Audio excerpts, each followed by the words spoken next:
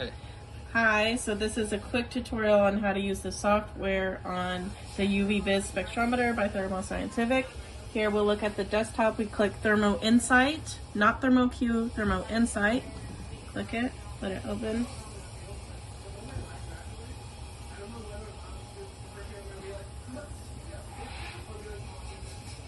We'll enlarge it. So what we want to start with, we're at the home screen. If you're not automatically at the home screen, we can click the home here. We'll click scan. Now it's important that we set it up to the settings we want to use. So after we click scan, we hit the settings. Oh, that's reports. We're in settings. And we want to make sure we look at the instrument. Let's look, we have a choice. We are either going to want to use transmittance or absorbance. So we'll use transmittance. We'll go to measure scan on this tab here. We're going to start the new experimental day by taking one baseline, this button through here. Once it runs a baseline with just the ITO on glass, then we put in our real sample and we click the measure button. So assuming we've done all that, okay, to export the data will be in reports, this red one here, and we'll click export. I guess it's going to be a two-part video, sorry. We'll click the folder we want to do it in. We'll give it a file name. We'll do test. And then this is the most important part.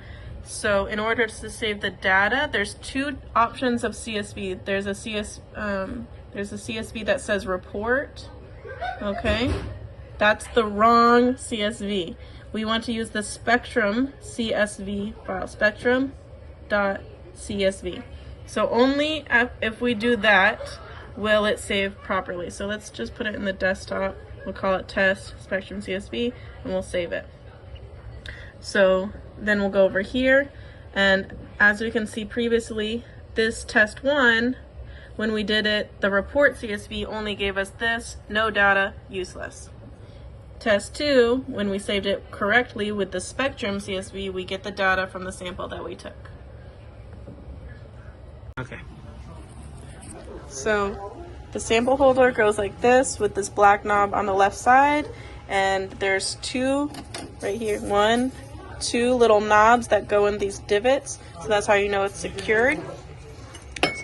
So what we want to do is, so on the top side, this is where we have nothing coming in with the sample. We'll put the sample on the right side away from the knob, and the glass, so this is our sample here. The glass side is touching this block, and our ITO side is facing the air for the baseline, and then for our actual sample, the glass is again touching the block, and then it goes ITO in the middle, and then the film that was deposited on the top facing the air part of the sample. We want to make sure that this hole is completely covered. With the sample, it should be completely colored with the colored or the bleach, whatever we do, and then for the ITO, it doesn't matter as long as it's completely covered. We have notes here, put the sample on this side of the holder and the glass side touching the holders as a little reminder.